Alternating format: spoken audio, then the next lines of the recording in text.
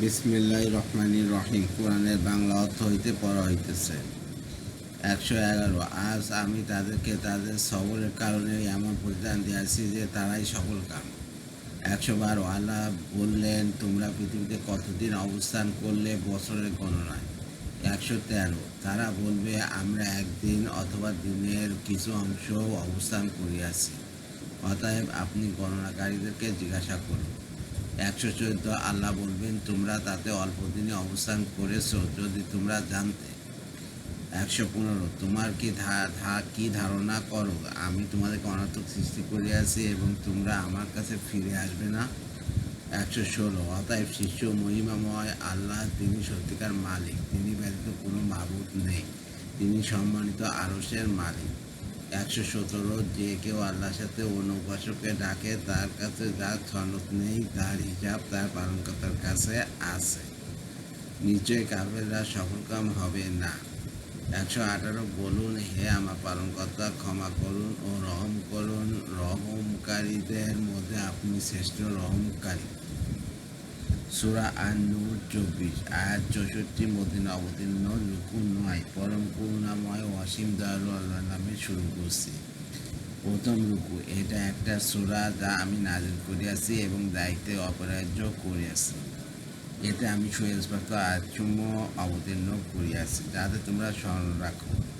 2। ব্যভিচারিণী নারী ও ব্যভিচারী পুরুষ তাদের প্রত্যেককে 100 করে বেঁধেঘাত করো।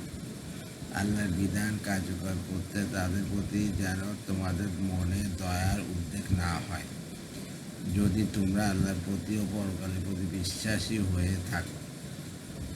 মুসলমানদের একটি দল যেন তাদের শাস্তি প্রত্যক্ষ করে। 3। ব্যভিচারী পুরুষ কেবল ব্যভিচারিণী নারী অথবা মুশরিকা নারীকে বিয়ে করে। ব্যভিচারিণীকে কেবল ব্যভিচারী মুশরিক পুরুষই বিয়ে করে এবং এদেরকে মুমিনের জন্য হারাম করা হইয়াছে। 4। যারা সতী সাধুী নারীর প্রতি অপবাদ আরোপ করে অথবা এর সপক্ষে 4 জন পুরুষ সাক্ষী উপস্থিত করে না, তাদেরকে 80টি বেদাঘাত করবে এবং কখনো তাদের সাক্ষ্য কবুল করবে না, এরাই অবাধ্য। 5। কিন্তু যারা এরপর তওবা করে এবং সংশোধিত হয়, আল্লাহ ক্ষমাশীল পরম মেহেরবান।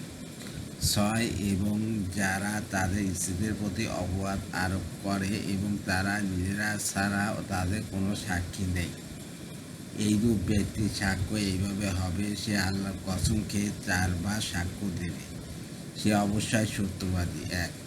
7। এবং পঞ্চমবার বলবে, যদি সে মিথ্যাবাদী হয় তবে তার উপর আল্লাহর লানত। 1 টিকা। লেয়ান ও তার হুকুম। কেউ যদি তার নিজের স্ত্রীকে ব্যভিচারের অপবাদ দেয় কিন্তু অন্য কোনো সাক্ষী তার নাই, তবে সে আল্লাহর নামে 4 বার শপথ করে বলবে, সে যা বলছে তা সত্য, স্ত্রীও এরূপ বলবে, এবং পঞ্চমবার বলবে, মিথ্যা বললে আল্লাহর লানত আমার উপর বর্তাবে। শরিয়াতে একে লেয়ান বলা হয়। স্বামী স্ত্রী লেয়ান করতে অস্বীকার করলে 80টি বেদাঘাত করতে হবে। উভয়ে লেয়ান করলে শাস্তি হতে অব্যাহত পাবে, তবে বিবাহ বিচ্ছেদ হয়ে যাবে। 8। এবং স্ত্রীর শাস্তি রহিত হইয়া যাবে যদি সে আল্লাহর কসম খেয়ে 4 বার সাক্ষ্য দেয় যে তার স্বামী অবশ্যই মিথ্যাবাদী।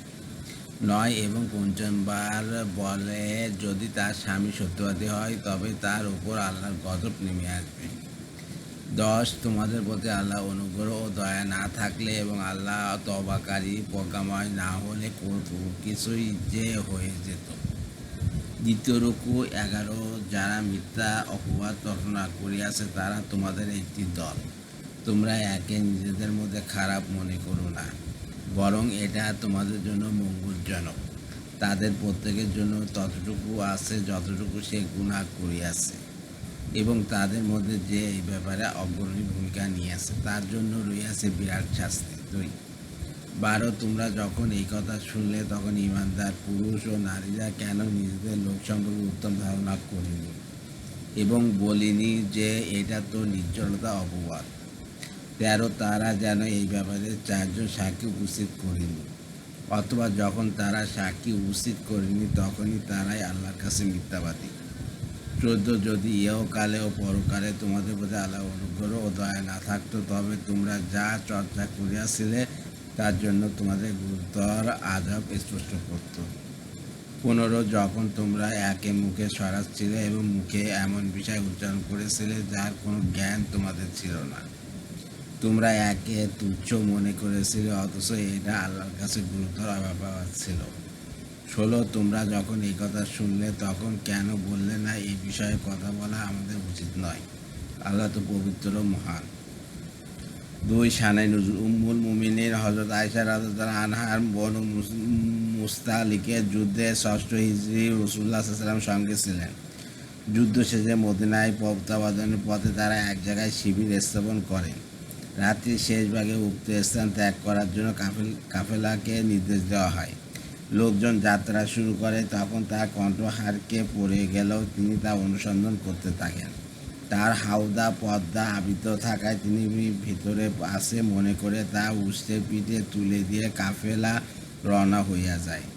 অপরদিকে পার্শ্ববর্তী রক্ষবদ্রী সাহাবী হযরত সাফওয়ান রাদিয়াল্লাহু আনহু কি যেন পড়ে আছে দেখতে পেয়ে নিকটে এসে হযরত আয়েশা রাদিয়াল্লাহু আনহাকে দেখতে পান এবং তাকে স্বীয় উষ্টের আরোহণ করান এবং তিনি নিজে পথপ্রস্থে উষ্টের রুজু ধরে কাফেলার সাথে মিলিত হন। এই ঘটনাকে কেন্দ্র করে মুনাফিক সর্দার আবদুল্লাহ বিন উবাই নানা অপবাদ ছড়াতে থাকে। তখন এই আয়াত এবং পরবর্তী আয়াতগুলিতে হযরত আয়েশার পবিত্রতা ঘোষণা করা হয় এবং অপবাদকারীদের কঠোর শাস্তির কথা ব্যক্ত করা হয়। আল্লাহ হাফেজ।